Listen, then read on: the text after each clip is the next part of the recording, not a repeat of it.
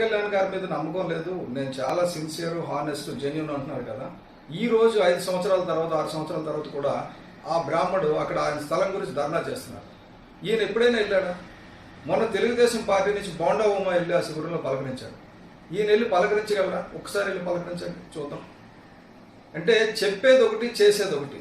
ఈయన మీద నాకు వందలాది కంప్లైంట్లు వచ్చినాయి ఇదివరకు, పోతిన మహేష్ గారి మీద. అయితే ఒక బీసీ వర్గానికి చెందినవాడు, ఆయన మీద మనం కంప్లైంట్లు ఇచ్చినా కూడా తీసుకోకూడదు అని చెప్పి కళ్యాణ్ గారికి నేను చెప్పినా కూడా ఆయన ఆగారు.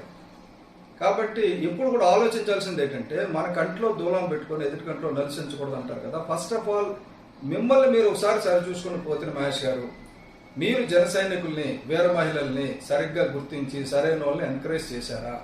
మీరు ఎంతమంది నాయకులు మీకు తయారు చేశారు? మీకు వైసీపీకి సంబంధాలు ఉన్నాయా లేవా? ఇవి తెలిసిపోతాయి. ఎందుకంటే ఇంకొక 2 రోజుల్లో మీరు ఎక్కడ ఉంటారో నాకు తెలుసు. ఇవాళ సాయంత్రం ఆల్రెడీ నిన్న నెగోషియేట్ చేశారని చెప్పేసి కబుర్లు వచ్చినాయి.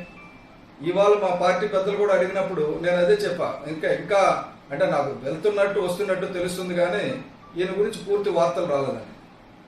నేను చెప్పేది ఏంటంటే, ఇలాగ మీలాగా టికెట్ ఆశించో రాకపోతే ఏదో ఆశించి వచ్చిన వాళ్ళు పోతారు తప్ప, పవన్ కళ్యాణ్ గారు వెంట నడిచే వాళ్ళందరూ కూడా జన సైనికులు, వీర మహిళలు నిస్వార్థంగా నడుస్తారు. వాళ్ళు టికెట్ ఇస్తే ఒకలాగా, టికెట్ ఇవ్వకపోతే ఒకలాగా.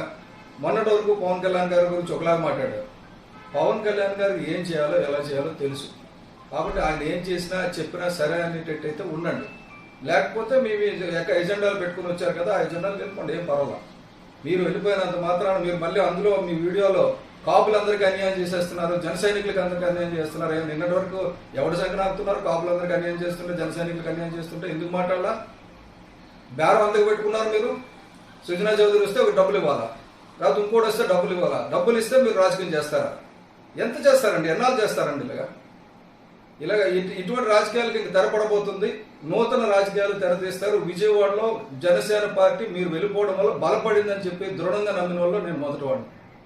జై జనసేన.